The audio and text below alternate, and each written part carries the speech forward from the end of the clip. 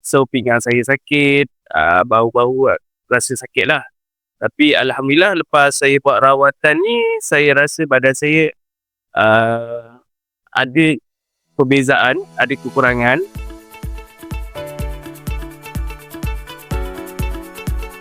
Okey, Assalamualaikum. Saya Muhammad Badrul Syam, tinggal di Taman Batu Muda. Hari ni saya datang ke sini buat rawatan 3 dalam 1.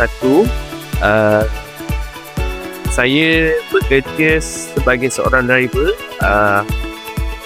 So masa kerja saya agak lama untuk saya seorang driver, memang banyak memandu lah. So pinggang saya sakit, bahu-bahu rasa sakit lah. Tapi alhamdulillah lepas saya buat rawatan ni, saya rasa badan saya ada perbezaan, ada kekurangan.